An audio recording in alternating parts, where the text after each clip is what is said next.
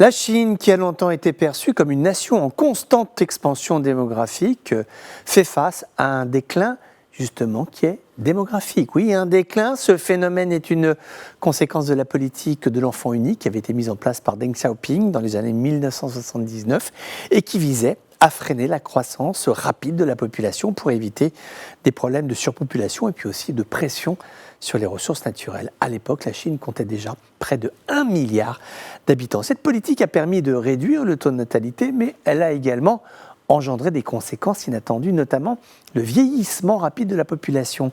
En 2021, le pays a enregistré son taux de natalité le plus bas depuis des décennies. L'économie chinoise, autrefois moteur de la croissance mondiale, montre des signes de ralentissement. Les secteurs immobiliers et financiers, qui ont longtemps été des piliers de la croissance économique, atteignent aujourd'hui des niveaux de saturation. Le déficit de la main-d'œuvre dû au vieillissement de la population pourrait à terme affecter la production industrielle et les services. Pour compenser, la Chine investit massivement dans l'automatisation et les technologies de pointe. Cependant, ces investissements ne suffisent pas à résoudre tous les problèmes.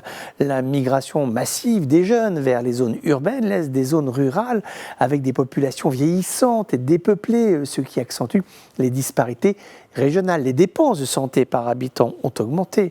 Le système de santé chinois doit faire face à une demande accrue pour les services de gériatrie et puis pour les soins de longue durée. Il y a une demande croissante pour des logements adaptés aux personnes âgées. Faute de place, nombre de familles doivent réaménager leur propre maison pour accueillir les parents âgés, ce qui engendre des coûts supplémentaires. Le déclin démographique de la Chine est un défi complexe, aux implications profondes pour l'avenir du pays. Pékin se trouve à un carrefour critique puisque ses choix politiques et économiques détermineront sa capacité à maintenir son statut de superpuissance mondiale. Les enjeux sont élevés.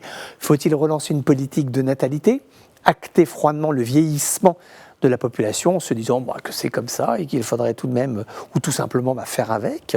Ce sont là des questions qui se posent aujourd'hui à Pékin.